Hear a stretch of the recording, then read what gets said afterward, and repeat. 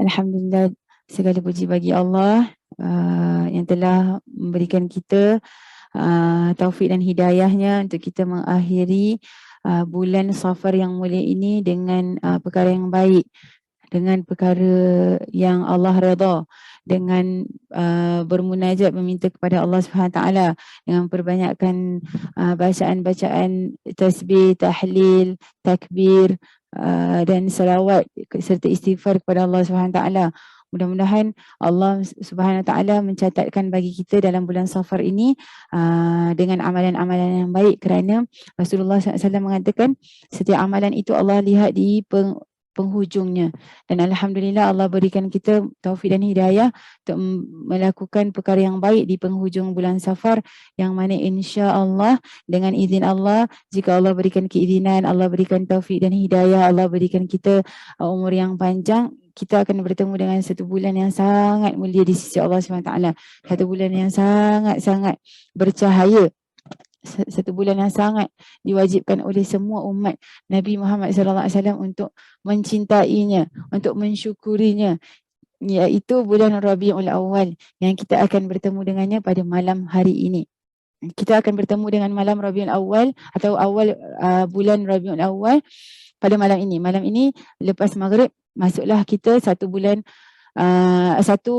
Rabiul Awal, bulan yang sangat mulia di sisi Allah Subhanahu taala, bulan yang Allah muliakan ia dengan kelahiran yang agung, kelahiran yang sangat-sangat disyukuri oleh semua umat Islam, kelahiran yang bukan hanya disyukuri oleh umat ataupun makhluk Allah di muka bumi, namun kelahiran itu disyukuri oleh semua umat dan semua makhluk Allah hatta di langit, di tujuh petala langit, subhanallah, iaitu kelahiran Nabi Muhammad SAW yang Allah pilih ia berlaku di bulan Rabiul Awal.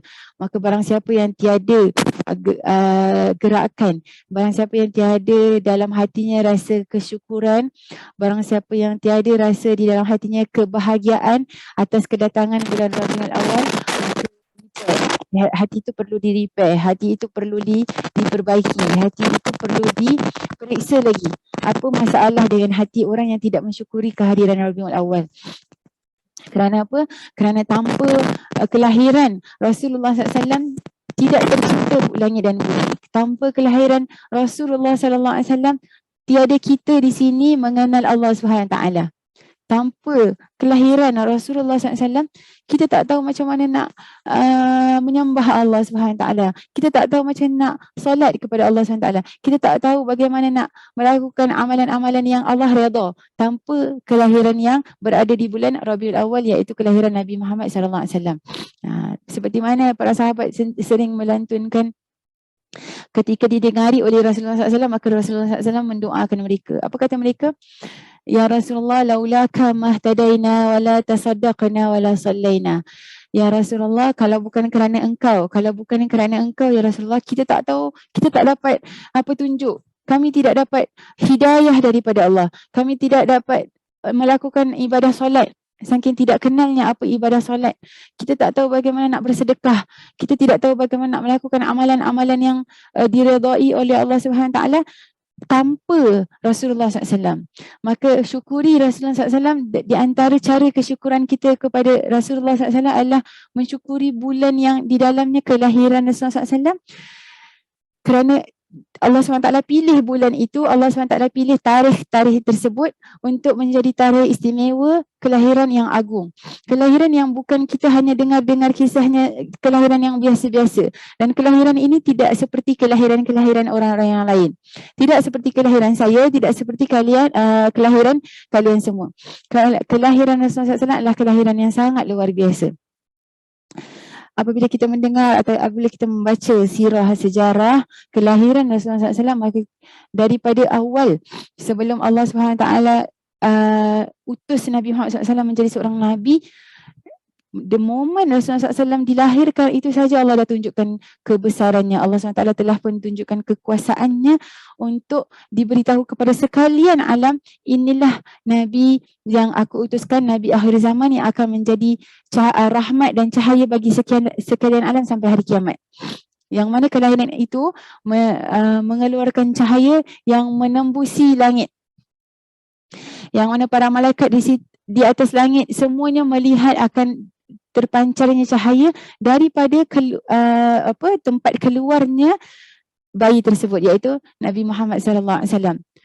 Dan apabila Rasulullah SAW dilahirkan, Allah SWT bukan hanya saja memancarkan cahayanya sampai menembusi langit. Subhanallah. Subhanallah, Alhamdulillah, bila Allah SWT memberikan kepada kita, mengutuskan kepada kita para ulama, para sejarah, ahli sejarah yang menceritakan, kemudian mereka meletakkannya dalam kitab-kitab, dan sejarah-sejarah yang dapat kita mengambil cerita-cerita dan pedoman-pedomannya daripadanya, agar kita semakin bertambah rasa takzim kepada peristiwa kelahiran Nabi Muhammad SAW, yang mana mereka daripada hadis Rasulullah SAW sendiri, daripada mulut Sayyidatina Aminah sendiri, yang mengatakan apabila aku telah pun melahirkan Muhammad ataupun anakku ini, maka ada kalanya aku terlelap keletihan melahirkan, kemudian dibawalah bayi itu oleh para malaikat mengelilingi bumi ke barat dan ke timur. Kelahiran apa macam ni? Anak apa macam ni? Adakah anak yang biasa? Adakah anak yang normal? Adakah seorang bayi yang seperti bayi-bayi yang dilahirkan oleh ibu-ibu yang biasa? Pastinya tidak, kerana Rasulullah SAW adalah manusia kekasih Allah SWT yang ditunggu-tunggu kelahirannya, bukan hanya oleh ahli keluarganya, namun ditunggu-tunggu oleh bidadari-bidadari di syurga. Ditunggu kelahirannya oleh malaikat-malaikat di bumi dan di langit. Kelahiran Rasulullah SAW itu dimuliakan oleh Allah SWT. Malaikat-malaikat semuanya bersusun, diketuai oleh Sayyidina Jibril alaihissalam, mengetuai para malaikat, rombongan para malaikat turun ke bumi untuk menyambut kelahiran Rasulullah SAW.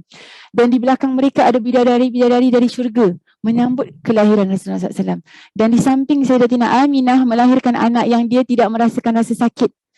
Sayyidatina Aminah kata, aku mengandungkan bayi ini tak rasa sakit seperti wanita lain. Maknanya normal je.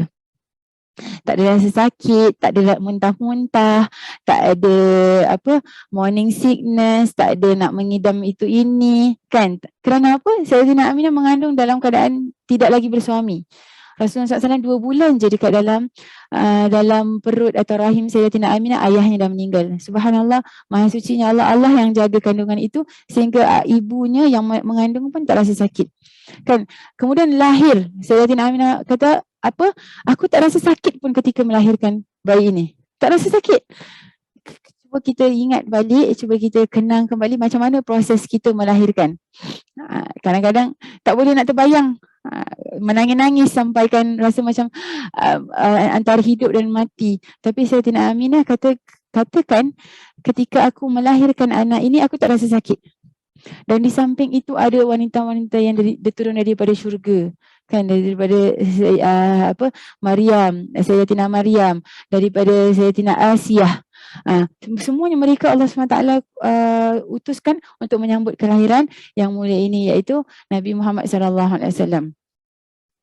Kelahiran yang kita wajib syukuri sebagai umat Islam, kerana tanpa Allah SWT mentakdirkan akan kelahiran Nabi yang terulung ini, kita tak kenal Allah SWT. Tanpa Allah SWT, apabila Allah SWT tidak mentakdirkan untuk melahirkan Nabi yang teragung ini, kita tak akan tahu matlamat kita dalam kehidupan ini sebagai seorang hamba Allah SWT. Maka syukurilah kita akan kelahiran Nabi Muhammad SAW dengan kedatangan bulan Rabiul Awal. Jadi macam mana nak syukuri kedatangan Rabiul Awal? Macam mana kita nak tunjukkan rasa cinta kita? Bagaimana kita nak tunjukkan rasa syukur kita akan kedatangan bulan Rabiul Awal? Macam mana kita nak appreciate? Bagaimana ingin kita rasa Rabiul Awal ini bernilai? Maka perkara yang sangat-sangat, yang paling berat untuk kita titik beratkan ialah banyakkan berselawat dekat atas Nabi Muhammad SAW. Dan urusan selawat ataupun amalan selawat ini bukan hanya pada bulan Rabiul Awal. Yang kita sering-sering beratkan, yang kita sering-sering ingatkan, yang kita sering-sering baca dan memberi semangat untuk kita sentiasa berselawat pada setiap masa. Namun tambahlah bilangan selawat itu di bulan Rabiul Awal. Tunjukkan yang bulan Rabiul Awal ini bulan yang istimewa lebih daripada bulan lain. Yang related to Rasulullah SAW, bulan Rabiul Awal paling istimewa. Apa-apa yang berkenaan dengan Rasulullah SAW, kita jadikan bulan Rabiul Awal itu bulan yang paling istimewa. Yang kalau kita biasa selawat di bulan-bulan yang lain, bulan Rabiul Awal tambah selawat itu. Kalau kita biasa ada certain amount kita selawat di bulan-bulan lain, tambahlah amount itu pada bulan Rabiul Awal. Kalau kita baca certain selawat di bulan-bulan lain, tambahlah selawat-selawat yang lain yang berada di bulan Rabiul Awal. Yang mana selawat itu adalah amalan yang paling mulia yang Allah Subhanahu Wa Taala tak akan tolak. Yang Allah Subhanahu Wa Taala kata semua amalan Ibnu Adam akan aku filter antara aku terima ataupun aku tidak, kecuali selawat ke atas Muhammad sallallahu alaihi wasallam. Sebab Allah SWT tak tengok siapa yang selawat. Kita dalam keadaan apa pun kita selawat. Kita masak, badan kita tengah bau bawang ke, kita baru bangun tidur ke, orang yang tak tutup aurat ke, penzina ke, orang yang masa tu dia baru lepas na'udzubillah minum arak sekalipun, Allah tak tengok siapa yang ucapkan selawat tu. Yang Allah tengok nama apa yang keluar daripada mulut dia. Nama Muhammad SAW, maka Allah SWT terima. Dalam keadaan apa pun kita ketika itu, dalam keadaan kita berdosa, selawat Allah SWT terima. Maka selawat ini adalah perkara yang sangat-sangat kita kena beratkan dalam kehidupan kita. Ajarkan kepada anak-anak kita, apa pun yang hajat, apa pun keadaan dalam kehidupan kita, selawat. Rasulullah SAW kata selawat ini, selawat ni apa kebaikan dia? Kalau kita cakap tentang kebaikan selawat tu, hadis yang banyak sekali, mempunyai hadis yang sangat banyak, berjila-jila tentang selawat. Man salla alayya salatan sallallahu alaihi asyra. Siapa yang selawat ke atasku sekali, Allah selawat ke atas dia 10 kali. Siapa yang berselawat ke atasku, nescaya hilanglah segala rasa dukanya, nescaya diampunkanlah segala dosanya, nescaya diangkatlah martabatnya di sisi Allah Subhanahu Wa Taala. Selawat ini dia mempunyai semua keperluan kita dalam kehidupan.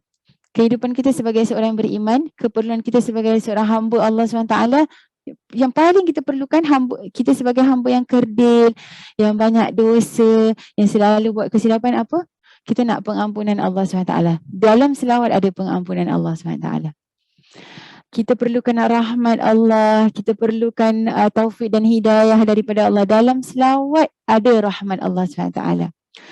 Kita perlukan bila kita bersedih, bila kita dalam kehidupan dunia ni yang penuh dengan pancaroba, ujian yang melanda sana sini, suka dan duka, kita perlukan kekuatan, kita perlukan Allah angkat segala kesusahan, kita perlukan Allah bimbing hati kita untuk menjadi hamba yang sentiasa sabar dan bersyukur. Kita perlukan Allah berikan ketenangan kepada kita. Dalam selawat ada penghapus segala kedukaan, kesengsaraan, kesedihan, keresahan. Dalam selawat ada ketenangan. Dalam selawat ada segala macam penawar untuk hati-hati kita. Kita perlukan sentiasa dekat dengan Allah SWT. Dalam hidup kita sebagai seorang hamba, kita perlu dekat dengan Allah SWT. Kita nak Allah sentiasa tuntun langkah kita.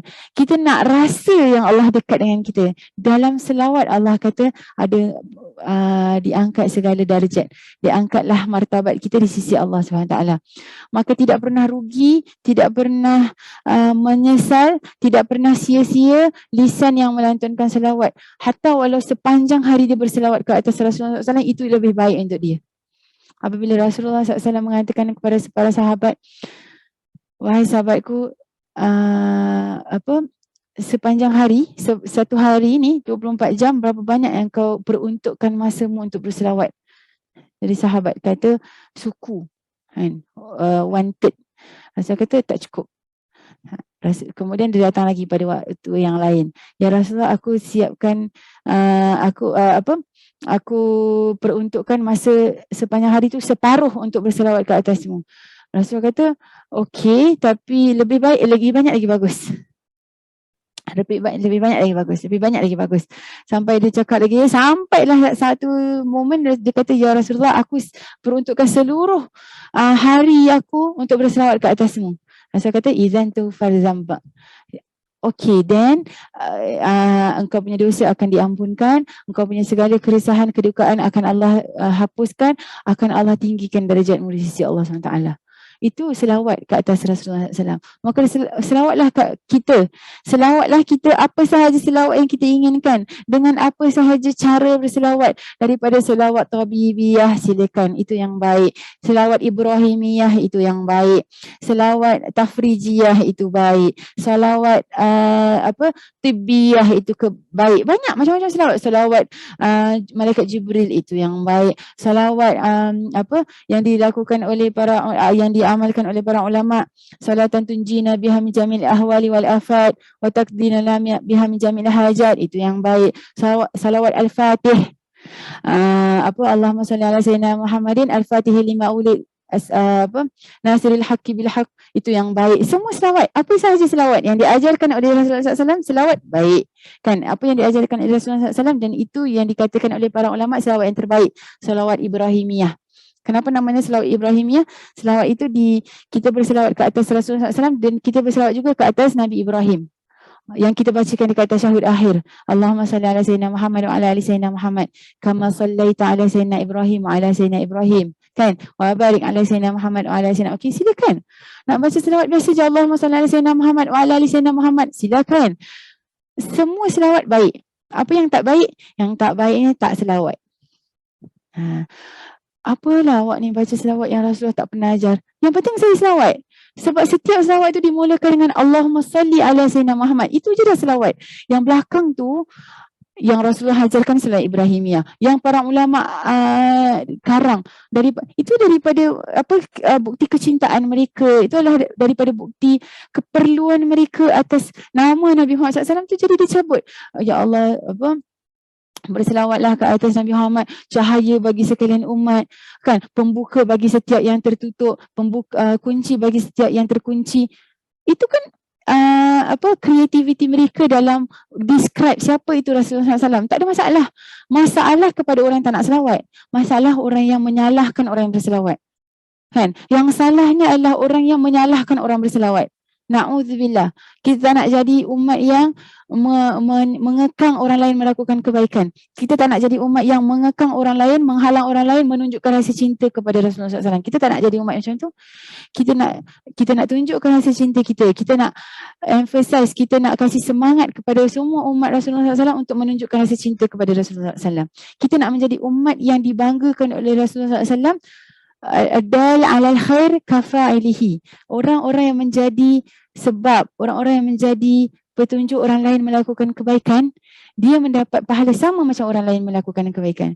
Apabila kita mengatakan selawatlah yang banyak, apa sahaja jenis selawat, kemudian orang tersebut selawat, kita dapat pahala dia. Sebab dengan dakwah kita, dengan ajakan kita untuk dia berselawat, dia selawat, kita dapat pahala dia. Kita tengah tidur, kan, kita tengah qailulah ke, kita tengah sakit ke, kita tak dapat selawat, orang tu dia tengah selawat sebab dia ingat kata kita banyak kena berselawat. Dia tengah selawat, kita yang tengah tidur tu dapat pahala dia. Bayangkan kalau dia sampaikan pula dekat ahli keluarga dia, dia sampaikan pula kepada orang-orang lain yang dia jumpa, teman-teman dia, selawat ni kan powerful gini kan, saya dengar daripada guru saya dengar daripada ustazah. Kawan dia pula buat. Bayangkan saham yang kita dapat. Dia berselawat, kita dapat. Dia menjadi sebab orang lain berselawat. Orang lain tu berselawat pun kita dapat. Dia dapat, kita dapat. Berapa banyak? Subhanallah.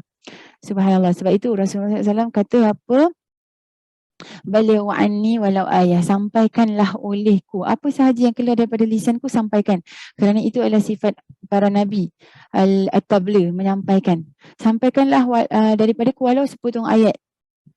Walau sepotong ayat kalau dapat sampaikan, mudah-mudahan ia menjadi sebab, mudah-mudahan ia menjadi dalil, menjadi petunjuk orang lain dapat melakukan kebaikan, kita dapat kebaikan tersebut. Apalagi Nabi Muhammad SAW yang mana semua bentuk kebaikan, daripada ibadah kepada Allah SWT, daripada bentuk kebaikan yang fardu atau ibadah yang sunnah, semuanya yang Allah Rasulullah SAW yang ajar. Sebab itu kita sebut tadi dalam akhir ratib kita, jazallahu anna sayyidina Muhammadan sallallahu alaihi wasallam ma huwa ahluh. Mudah-mudahan Allah saja yang membalas semua jasa kebaikan Rasulullah SAW dengan selayak-layaknya balasan yang Rasulullah terima. Kita tak akan boleh nak mampu untuk express rasa terima kasih kita yang selayaknya untuk Rasulullah SAW. Tak ada. Kumpulkanlah semua makhluk. Kumpulkanlah seluruh umat Nabi Muhammad SAW daripada zaman Rasulullah sampai hari kiamat. Kumpulkanlah semuanya berada di satu tempat untuk mengucapkan dan ekspres rasa syukur kepada apa yang Rasulullah SAW telah lakukan, dan saya tidak akan tertunai walau sedikit pun haknya Rasulullah SAW untuk mendapat balasan yang setimpal. Sebab itu yang paling layak, yang paling boleh, yang paling mampu untuk membalas jasa Nabi Muhammad SAW adalah Allah SWT. Maka kita sebagai umat kita sebutkan jazallahu anna sayyidina Muhammadin sallallahu alaihi wasallam ma huwa ahlu. Allah sahaja yang membalas jasa kebaikan yang telah diberikan oleh Rasulullah SAW selayaknya yang dia dapat. Nanti dekat syurga, nanti dekat akhirat, kita akan nampak selayak-layaknya siapa itu Nabi Muhammad SAW. Namun di dunia ini, untuk kita menjadi golongan yang dapat lihat perkara tersebut, untuk kita menjadi golongan yang dapat nampak nilai Rasulullah SAW nanti dekat akhirat, Rasulullah ni siapa? Muhammad ni siapa?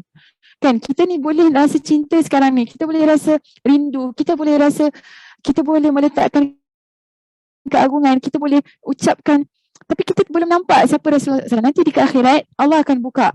Tapi kita nak jadi golongan yang nampak. Kita nak jadi golongan yang boleh Allah SWT Muhammad boleh appreciate kan segala nilai yang ada dalam diri Rasulullah SAW. Di dunia ni kita kena tunjuk. Kat dunia ni sekarang kita kena jadi umat yang sentiasa membanggakan Rasulullah SAW dan bangga dengan Rasulullah SAW. Kita cuba usaha sedaya upaya untuk dekatkan diri kita kepada Rasulullah SAW agar nanti dekat akhirat kita dekat dengan Rasulullah SAW dan kita nampak siapa tu Muhammad ni, siapa sebenarnya di sisi Allah SWT, yang mana dia tu nanti dekat akhirat semua makhluk Allah SWT di muka bumi daripada zaman Adam sampai hari kiamat akan cari dia. Daripada zaman Nabi Adam lagi dan pada semua Nabi akan cari siapa ni Muhammad Rasulullah SAW untuk diberi syafaat. Kita ni umat Rasulullah SAW, kita kena dekatkan diri kita dengan Rasulullah SAW. Sebab nanti hari kiamat tak boleh terbayang kita berjuta-juta orang yang mana mereka tu semua akan cuba untuk dekat dengan Nabi Muhammad SAW untuk mendapat syafaat. Kita ni sekarang umat Rasulullah SAW yang Rasulullah kata ada privilege. Kita akan ada satu keistimewaan nanti dekat hari kiamat. Rasulullah akan cari umat dia. Rasulullah SAW tidak akan bias, tak akan cari anak dia, tak akan cari saudara Nabi-Nabi yang lain, tak. Yang Rasulullah cari tu umat dia. Lagi-lagi umat dia yang berdosa besar tu lagi Rasulullah cari. Because Rasulullah tolong. Jadi kita sebagai umat, tolong juga Rasulullah SAW untuk dekatkan diri kita dengan Nabi Muhammad SAW agar kita tidak menyusahkan dia di hari kiamat. Dengan cara diantaranya ialah memperbanyakkan selawat. Rasulullah kata apa? Siapa yang banyak orang yang paling dekat dengan aku di hari kiamat, akrabukum alayya manzilatan yaumal qiyamah aktsarukum alayya salah. Yang paling dekat di antara kalian dengan aku nanti di hari kiamat adalah orang yang paling banyak berselawat ke atasku. Allahumma salli ala sayyidina Muhammad. Banyak lagi kita selawat, lagi dekat dengan kita, dengan Rasulullah SAW. Hari-hari kita selawat, paling kurang kalau boleh 300 kali. Paling kurang. Jangan lebih kurang daripada 300 kali. Tak susah, selawat tu tak susah. Selepas solat, selawat 100 kali. Dapat 500. Kan? Paling kurang. Itu yang diajarkan oleh guru-guru kami, jangan lebih kurang daripada 300 kali selawat setiap hari. Okay? Selawat itu dia tidak semestinya memerlukan wuduk, kan? Tak semestinya tidak berhadas. Kita tengah nak tidur pun selawat. Tengah masak selawat. Kerana apa? Kita nak dekat dengan Rasulullah dan Rasulullah kata orang yang paling banyak selawat nanti yang paling dekat dengan dia. Hatta nanti di hari kiamat akan dipanggil nama orang yang berselawat dekat atas Rasulullah SAW dengan nama ayahnya sekali. Kan?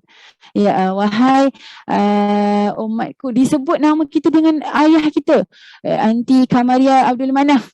Nama kita, nama ayah kita. Kan Rasulullah kenal kita dan kenal mak bapak kita. Akan terpegun ketika itu orang yang disebut namanya, ya, adakah engkau ya Rasulullah? Ya. Bagaimana kau kenal aku? Sebab kau banyak selawat ke atas aku. Sebab itu ulama kata orang yang banyak selawat, dia akan menjadi salah satu orang yang melakukan kebaikan kepada ibu dan ayah dia, memberi hak-hak ibu dan ayah dia. Sebab apa?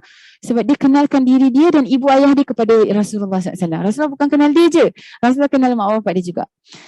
Okay, maka banyakkanlah kita berselawat ke atas Rasulullah SAW kerana itu di antara salah satunya amalan yang pasti Allah terima. Allah tak judge based on siapa kita, siapa orang yang menyebut, tetapi Allah judge on nama siapa yang disebut, iaitu nama Nabi Muhammad SAW, maka Allah terima. Atas keagungan, atas kemuliaan nama tersebut, Allah terima.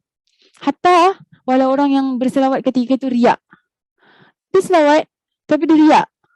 Dia takabur. Dia rasa bangga. Hatta walau dia tu riak, hatta walau dia takabur. Kita sebut dalam kitab hadap sulukil murid, amalan yang riak Allah tak terima, amalan yang takabur Allah tak terima, amalan dalam dia ada hasad Allah tak terima, kan? Semuanya penyakit hati, kan? Tapi kalau selawat, hatta walau dia riak, hatta walau dia nak inginkan pujian, hatta walau dia sombong, hatta walau dia memandang rendah, tapi berkat selawat tu yang keluar daripada lisan dia tu, nama Nabi Muhammad SAW Allah terima. Okay? Baik, jadi itu yang pertama, iaitu banyakkan selawat ke atas Rasulullah sallallahu alaihi wasallam. Apakah selawat yang mudah dan ringkas untuk dapat buat sebanyak sekurang-kurang 300 kali? Yang paling mudah, Allahumma salli ala sayyidina Muhammad. Allahumma salli ala sayyidina Muhammad wa alihi wasallam. Allahumma salli ala sayyidina Muhammadin wa alihi wasallam. Allahumma salli ala sayyidina Muhammadin wa alihi wasallam. Sebab selawat itu, kalau yang paling pendek pun sebenarnya sallallahu ala Muhammad. Boleh.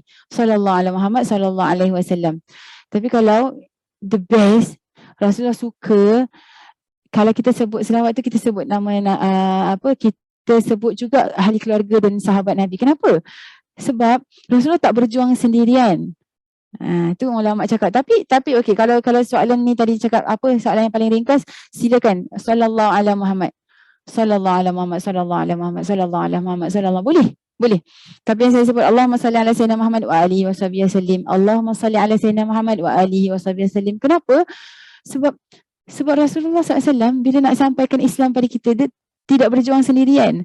Rasulullah berjuang dengan ahli keluarganya, merasakan keperitan, kepayahan. Sayyidatina Khadijah tu meninggal sehingga tiada lagi apa yang ada dalam diri dia daripada keduniaan untuk sokong dakwah perjuangan Rasulullah. Para sahabat daripada Sayyidina Abu Bakar, Sayyidina Umar, berikan segala-galanya untuk Islam. Alangkah baiknya apabila seorang umat itu dalam dia mengucapkan kesyukuran dan terima kasih kepada Rasulullah, disebutkan juga orang-orang yang berjuang dengan Rasulullah, iaitu ahli keluarga dan sahabat Rasulullah. Sebab Rasulullah ketika itu berjuang di samping mereka. Mereka rasa keperitan yang dirasakan oleh Rasulullah, mereka rasakan kesedihan yang Rasulullah rasakan, mereka sama-sama ditindas seperti mana Rasulullah ditindas, mereka sama-sama diboikot seperti mana Rasulullah SAW diboikot. Mereka sama-sama berjuang dalam medan peperangan, daripada peperangan Badar, peperangan Uhud, peperangan Khandaq.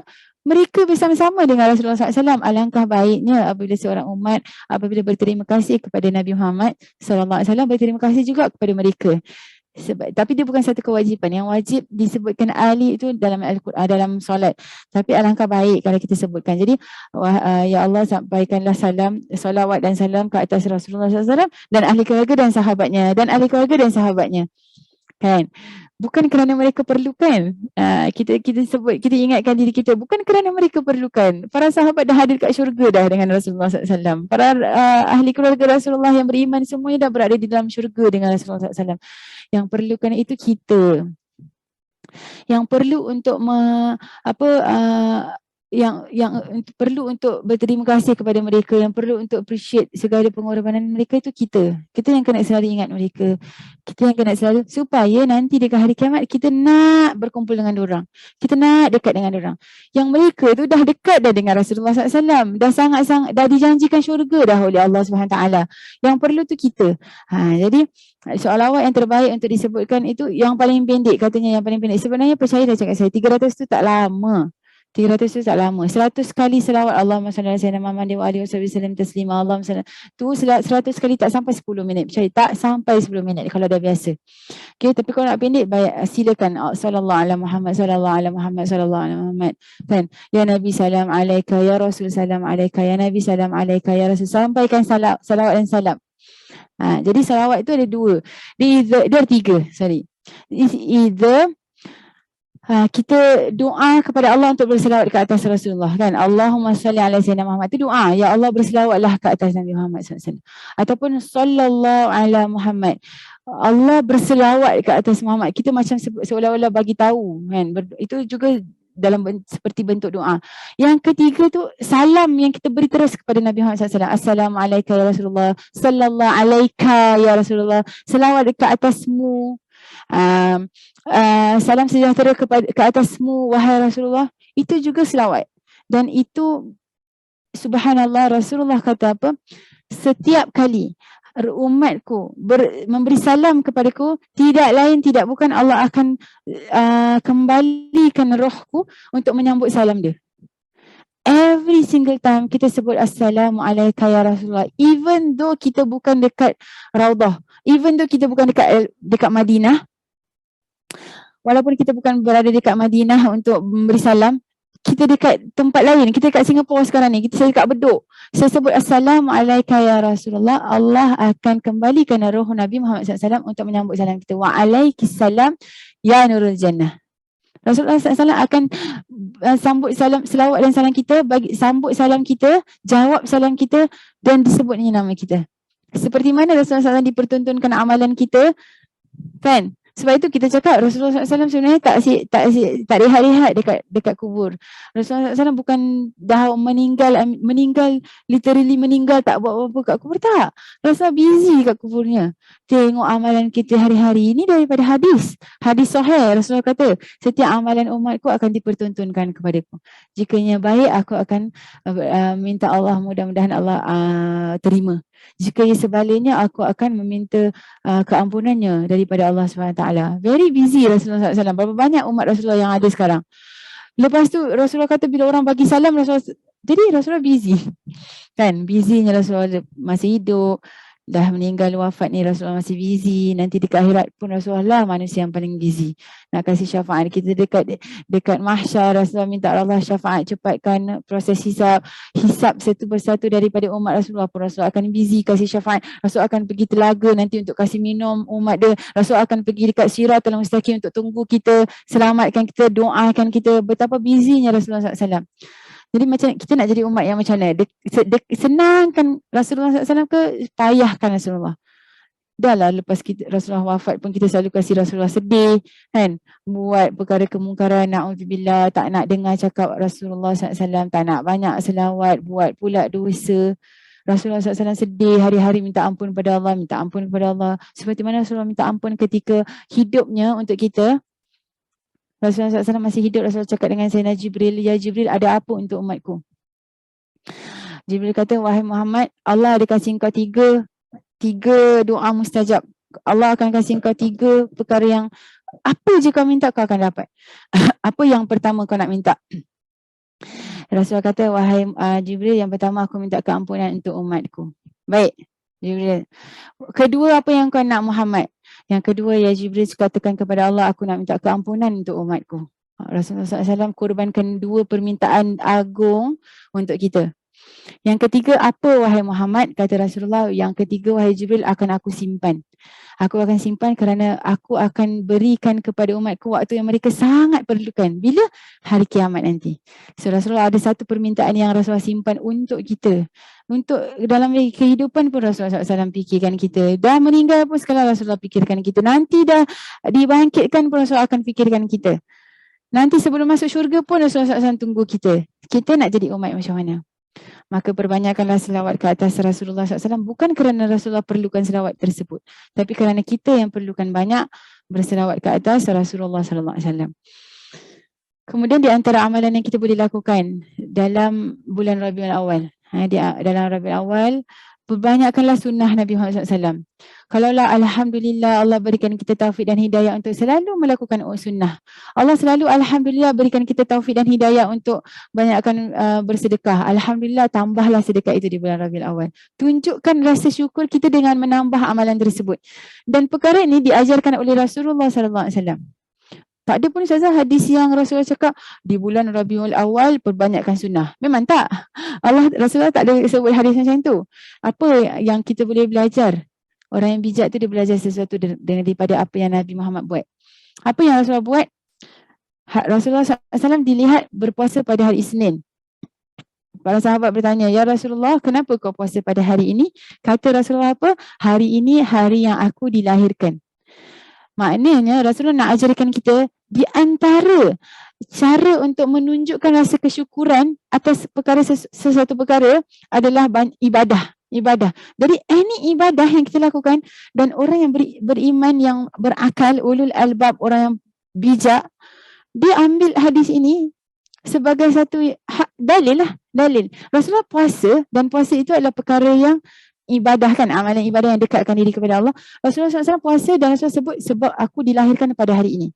Maknanya Rasulullah lakukan satu ibadah untuk bersyukur atas satu pemberian Allah SWT, satu nikmat kan, kelahiran. Maka apalah apatah lagi kita sebagai umat Rasulullah SAW bersyukur dan menambah kesyukuran kita pada bulan yang dilahirkannya Nabi Muhammad SAW dengan amalan-amalan yang baik. Jadi melakukan apa sahaja bentuk sunnah. Banyakkan bersedekah sebab bulan ni bulan Rabiul Awal. Saya nak tunjukkan rasa syukur kepada Rasulullah SAW. Banyakkan solat sunnah yang biasa kita lakukan, lebihkan lagi. Banyakkan berpuasa. Kalau puasa kita setiap bulan 3 hari, lebihkan lagi pada bulan Rabiul Awal.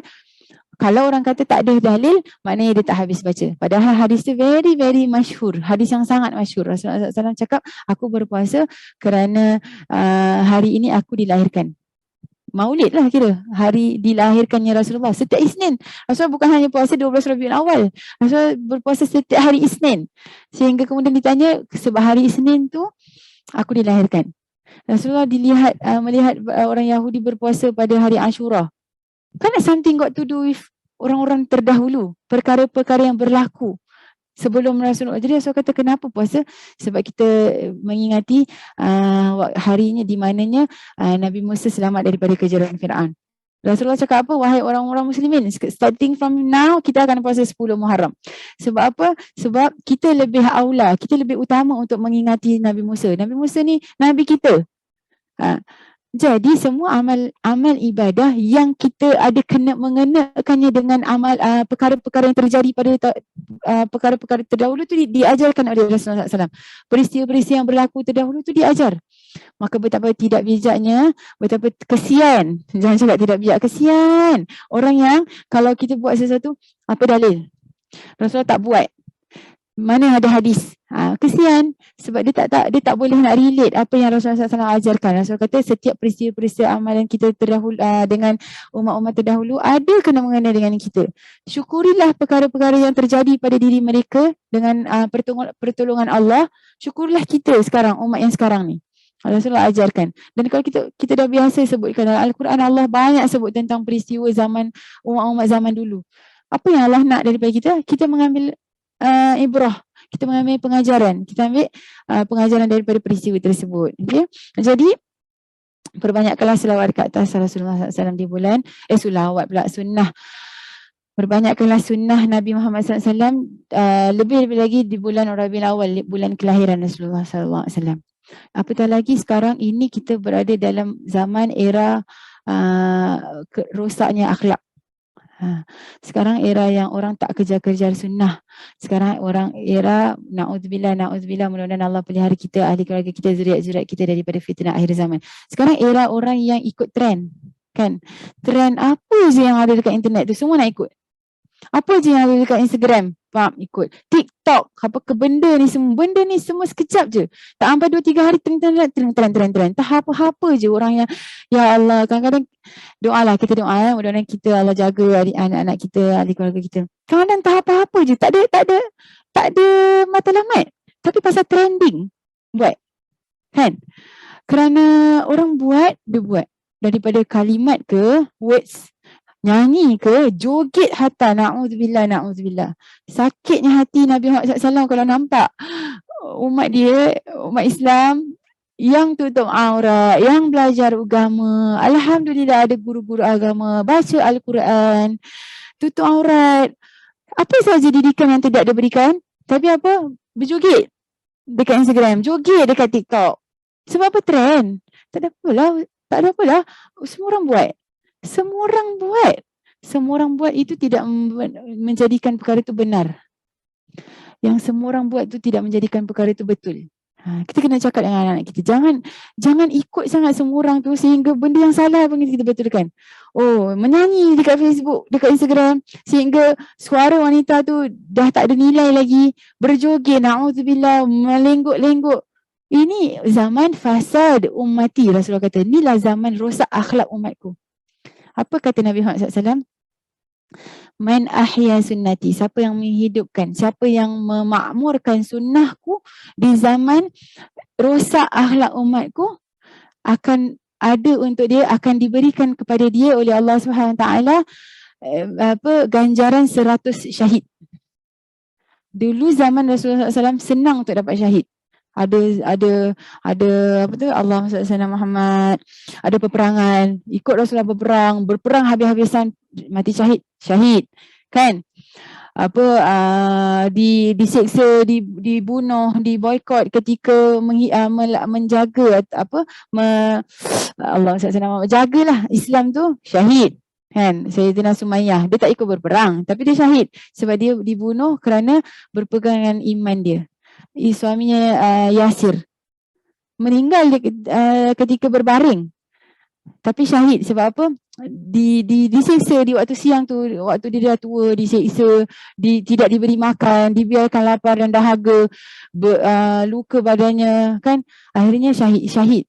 Maknanya zaman Rasulullah nak dapat syahid tu yakni senanglah juga. Zaman kita macam mana nak syahid? Ada perang tak? Ada tak perang Islam lawan kufar? Dah tak ada dah. Tapi perang akhlak, zaman kita ni perang akhlak. Ada sebenarnya peperangan. Kita nampak ke tidak je. Perang yang ada zaman kita dengan zaman Rasulullah lagi dahsyat. Lagi dahsyat zaman kita punya peperangan. Kita ni kena perang akhlak, kita kena perang jaga adab. Macam mana orang kafir, orang-orang non-muslim, orang-orang na'udzubillah musyrikin ni sebenarnya dia nak hancurkan Islam dengan apa? Masuk dekat akhlak orang Islam. Zaman dulu dia tak ada makna lah. Rasulullah SAW dengan ahli sahabat dia memang makarimul akhlak. Inama bu'istu liutammima makarimul akhlak. Rasulullah SAW tu diutuskan untuk menyempurnakan kepribadian yang sempurna, kepribadian yang baik. Kemudian para sahabat diberikan didikan langsung oleh Rasulullah SAW. Akhlak mereka tip-top kan. Sahabat Rasulullah akhlak mereka tip-top. Keluarga Rasulullah akhlak mereka tip-top sebab diberi didikan oleh Rasulullah. Zaman kita ni sekarang, kita tak jumpa perang Khaybar, kita tak jumpa perang Badar, tak ada perang menentang musuh dengan pedang, tak ada. Tapi peperangan kita adalah peperangan akhlak. Cara mereka nak menghancurkan Islam itu dengan menghancurkan akhlak orang Islam. Kerana mereka sangat tahu orang Islam ni kalau ada akhlak habis, kita habis, dia cakap. Kalau kita ada akhlak, diorang habis. Rosak, dia kata kita akan kalah. Jadi kita lawan diorang dengan hancurkan akhlak mereka. Kita lawan orang Islam dengan jadikan mereka sangat-sangat rendah diorang punya self worth. Kita jangan, diorang Islam dengan nama je kan, diorang cakap je diorang beriman kan. Allah kata apa? Ada golongan yang mereka sebut amanah, kami telah beriman, tapi Rasulullah Allah SWT cakap dengan Rasulullah, cakap kepada mereka apa? Walakin qulu aslamna, korang tu Islam je. Walamma yadkhulul imanu fi qulubikum, tak belum lagi masuk lagi iman dalam hati mereka. Dia orang tutup aurat, betul. Dia orang solat, betul. Dia orang sedekah, puasa, zakat, semua betul. Ibadah-ibadah yang fizikal, ibadah-ibadah yang zahir, yang menunjukkan dia orang Islam. Inilah lima rukun Islam. Betul lah di Islam. Walamma yadkhulul iman fi qulubikum, belum ada masuk iman lagi dalam hati mereka. Belum lagi kenal Allah. Salat tidak menunjukkan kita kenal Allah. Sedekah, puasa, zakat tak cakap yang kita kenal Allah kan. Setiap amalan ibadah kita daripada solat, zakat, puasa ni semua tidak mengatakan yang kita ni beriman kepada malaikat. Kalau betul kita beriman kepada para malaikat, kita tak akan buat apa yang kita lakukan. Na'udzubillah. Kita jangan cakap kita, na'udzubillah, orang-orang lain daripada anak-anak muda yang sekarang. Kalau betul ada iman dalam hati, mereka tidak akan suka-suka kan ikut trending sana sini. Tudung baik-baik panjang. Saya suka nak tekankan benda ni, biarlah. Tudung baik-baik panjang, tarik sampai jadi pendek. Kan, shawl baik-baik panjang, 2 meter, selebar-lebar apa, gulung jadi macam mami. Akhirnya apa, nampak leher. Leher tak nampak Ustazah ada. Ya, tapi nampak seketat-ketatnya dekat leher. Bonggol dah macam anak unta. Dengan lehernya terbuka, dadanya terbuka. Nak jadi apa? Nak jadi apa? Yang ni kau cakap iman. Cakap dengan mereka, adakah ini iman? Ini Islam. Islam pun tak sempurna lagi. Kan? Siapa kata tudung di atas kepala itu kau tutup aurat? Jadi mak ni, kita tegas. Selagi dia orang masih lagi kat bawah kita, di bawah jagaan kita, dekat dalam rumah kita yang masakkan dia, kita tegas. Hatta walau dia dah remaja sekalipun. Cuba ugut. Kau buat macam ni, kau tengok Umi botakkan kepala kau. Tu benda yang berlaku pada saya adik-beradik. Saya dengan adik saya perempuan, daripada kecil kita dah dimohmokkan oleh ayah saya, kalau berani tak nakkan tudung kat luar, kalau berani depan mata ayah ke tidak depan mata ayah botakkan. And ayah akan letakkan kau kat luar rumah. Maknanya orang akan nampak yang kau botak. Kan? Kau berani tak nakkan tudung, aku botakkan kau. Sampai kita besar tau, maknanya itu tak salah, itu didikan. Tak pernah buat lah sebab kita tak pernah buka tudung. Kan? Itu juga yang berlaku kepada umat Islam ketika Allah SWT menjadikan Rasulullah itu sebagai nazir wa bashir. Rasulullah bukan hanya sampai kepada kita menjadi orang yang memberikan khabar gembira je, tak. Rasulullah menjadi nazir, peringatan, menakut-nakutkan kita dengan akhirat, menakut-nakutkan kita dengan azab Allah. Belum dapat. Orang lain tak rasa lagi. Semua orang tak rasa. Kita ni baca Quran, kita tak rasa lagi azab Allah. Tapi Allah tak nak kita masuk dekat azab Allah. Allah cerita. Azab Allah tu macam mana? Neraka tu macam mana? Orang yang berzina tu apa azab dia? Orang yang syirik tu apa azab dia? Itu menakut-nakutkan. Itu didikan Allah SWT.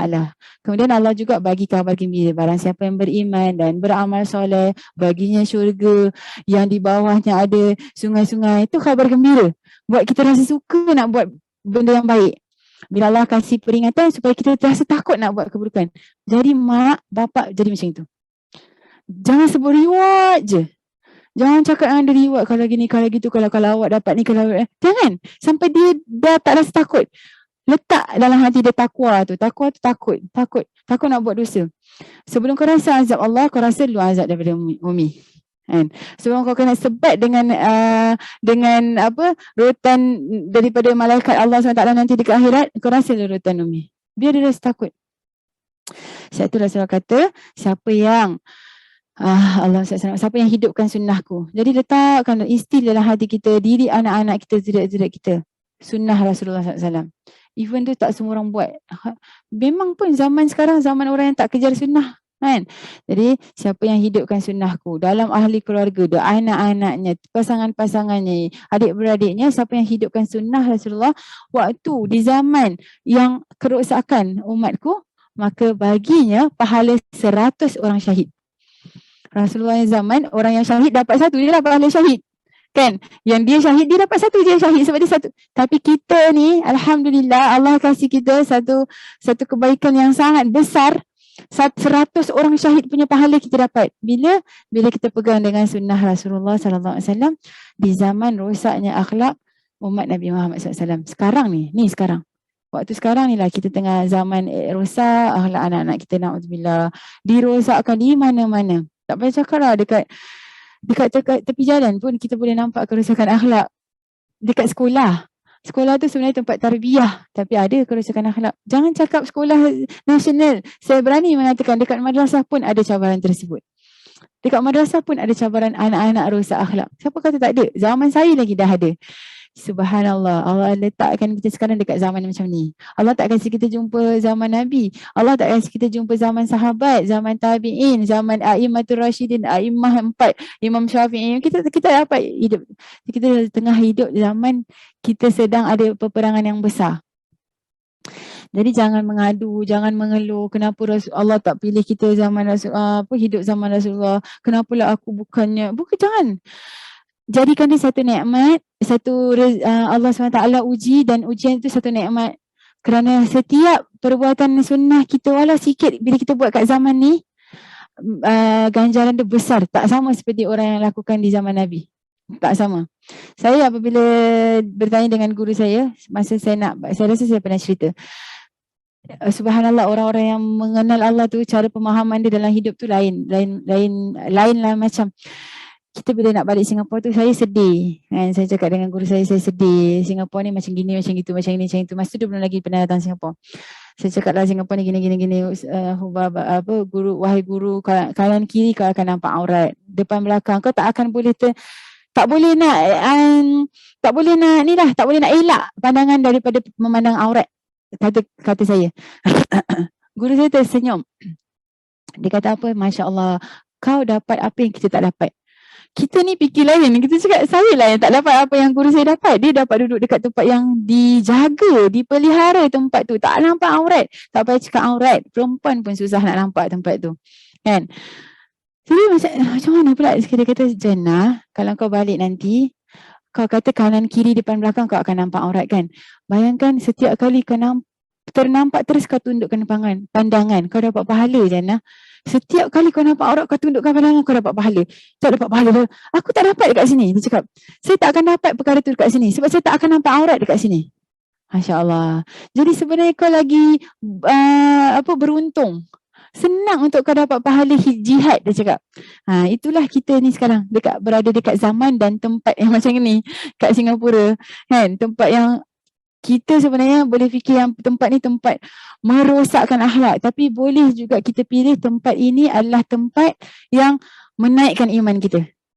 Jadi kita jaga dengan berpegang dengan sunnah Nabi Muhammad SAW.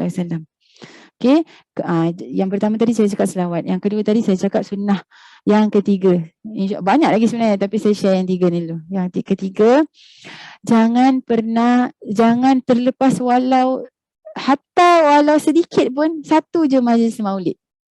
Jangan tidak hadir walau satu majlis maulid. Maknanya dalam sepanjang bulan ni paling kurang satu majlis maulid hadirlah. Saya tahu Rasulullah SAW tak pernah buat maulid. Betul lah. Betul Rasulullah SAW tak pernah buat maulid. Kenapa Rasulullah nak buat maulid? Sahabat tak pernah buat maulid. Sebab apa dia nak buat maulid? Rasulullah ada dekat situ. Rasulullah ada dengan mereka. Mereka hidup dengan Rasulullah SAW. Mereka kenal Rasulullah, hari-hari tengok Rasulullah, salam Rasulullah, cakap, tanya soalan semua dengan Rasulullah. Kenapa dia nak buat maulid? Yang buat maulid untuk kita yang tak hidup dengan Rasulullah, yang tak kenal Rasulullah, yang tak tahu siapa tu Nabi Muhammad SAW. Sebab itu kita perlukan maulid. Maulid tu ada apa kat dalam dia? Maulid tu kan sejarah Nabi. Sifat, kita cerita tentang sifat-sifat Nabi. Siapa Rasulullah SAW ni? Dia dilahirkan gini. Waktu dilahirkan macam mana. Sifat khulqiyah wa khulqiyah, sifat fizikal Rasulullah macam mana, sifat akhlak Rasulullah macam mana, semua itu dalam maulid. Lepas tu ada selawat.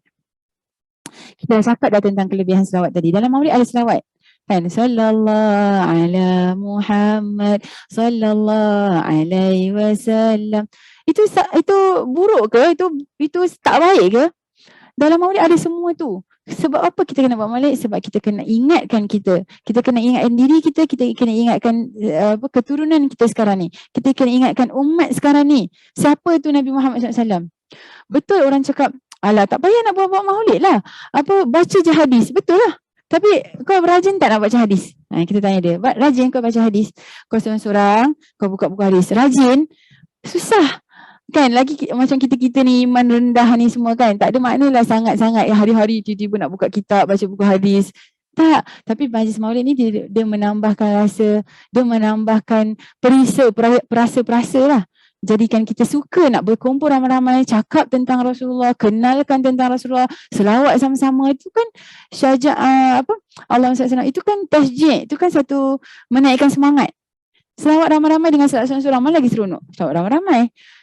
Buat cerita, belajarlah. Kita cakap belajar ke nak storytelling. Mana ada orang storytelling, dia cakap seorang-seorang depan cermin. Storytelling tu kan lagi seronok depan orang.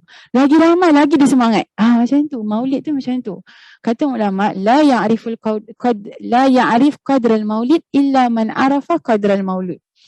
Memang akan ada golongan sampai hari kiamat. Percaya dia cakap saya, akan ada golongan yang cakap maulid ni bid'ah, maulid ni begitu, maulid ni begini. Ulama jawab senang je. Tak ada orang yang akan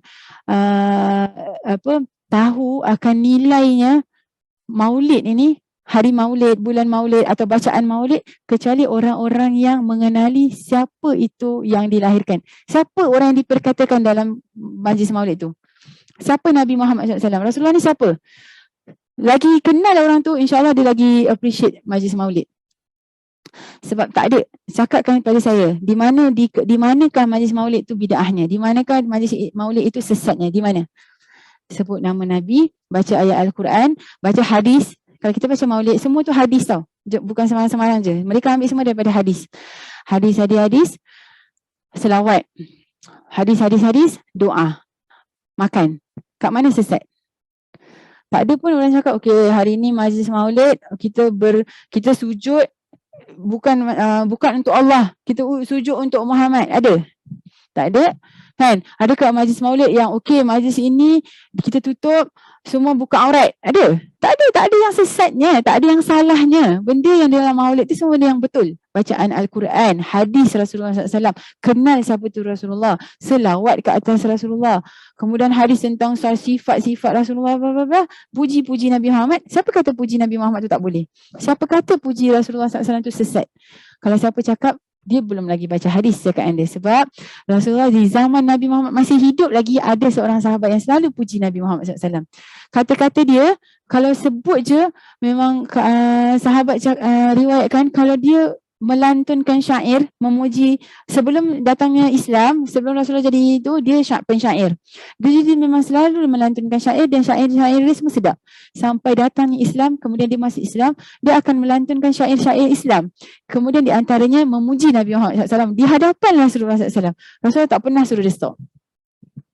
Kalau betul lah puji Rasulullah itu salah, pasti Rasulullah pertama sekali akan stop Sayyidina Hasan bin Sabit yang suka melantunkan syair, memuji-muji.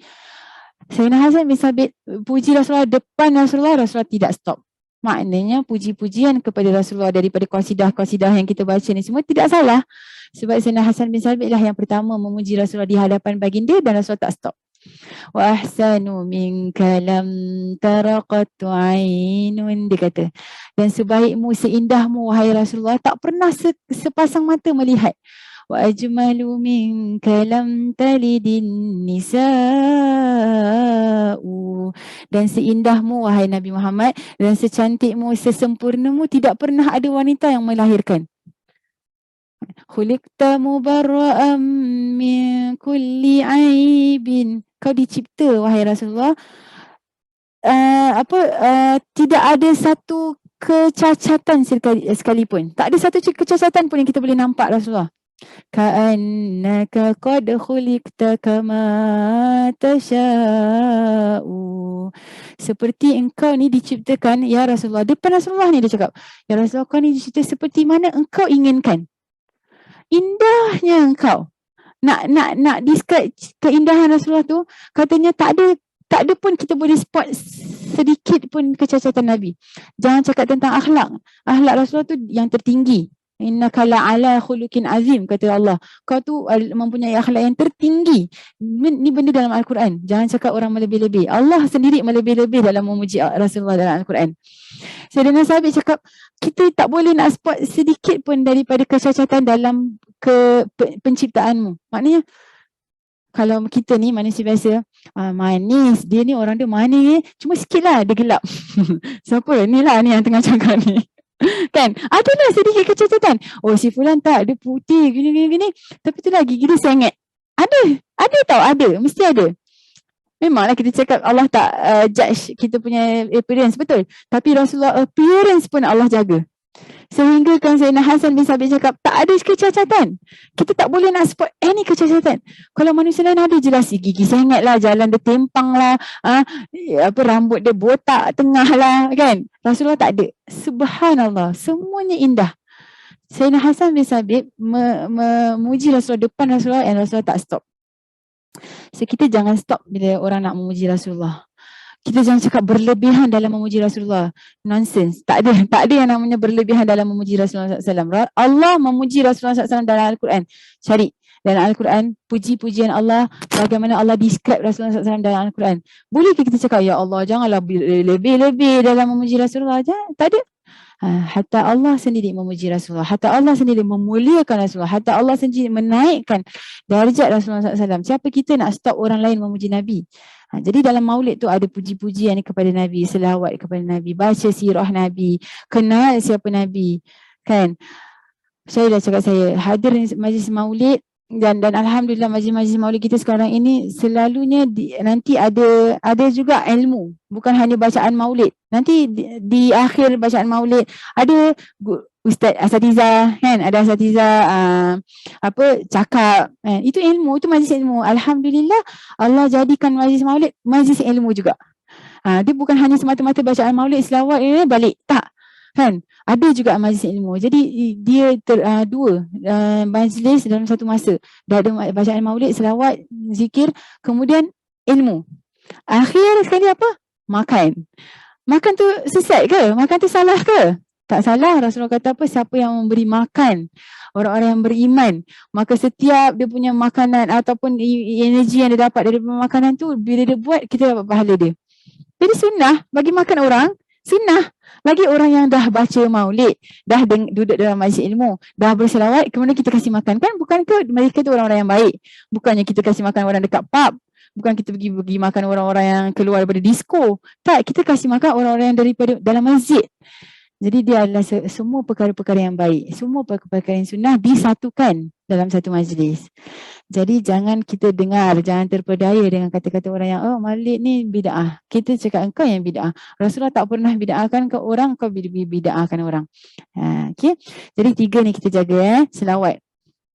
Starting from malam ini, malam masuknya bulan maulid, banyakkan selawat. Sunnah Nabi, sunnah Rasulullah SAW jaga. Sunnah Rasulullah SAW instill dalam ahli keluarga kita. Lebihkan sunnah. Kalau kita biasa buat perkara sunnah, lebihkan. Supaya kita dapat tunjukkan rasa kesyukuran kita atas kehadiran bulan maulid. Kemudian bacaan maulid. Dan insya-Allah mudah-mudahan Allah berikan kita kesempatan, memberikan kita kesihatan. Nanti kita pun Halaqah Zalatul Naim akan buat satu majlis maulid nanti. Kami masih lagi berbincang, nanti kita pilih satu hari kita buat majlis maulid, insya-Allah. Kita ada panel kan, speaker, asatiza undangan. Mudah-mudahan Allah berikan taufik dan hidayah untuk kita teruskan. Jadi kita boleh berkumpul dalam majlis yang baik, insya-Allah. Amin amin ya rabbal alamin. Ada apa-apa soalan? Assalamualaikum Ustazah. Waalaikumsalam. Rasulullah SAW fasted on Monday sebab it is a birthday. Adakah salah satu cara untuk ikut cara Rasulullah adalah also to fast on the day you were born as tanda syukur? Kalau apa yang Rasulullah buat tu semuanya menjadi sunnah kepada kita. Maka kalau kita nak bersyukur atas kelahiran diri kita dengan Allah SWT Muhammad berpuasa pada tarikh lahir kita, tak ada masalah. Silakan, dan ini menjadi sunnah. Maknanya kerana Rasulullah SAW melakukan perkara demikian, maka kita juga melakukannya. Ya Allah a'lam bishawab. Ada apa-apa soalan lagi?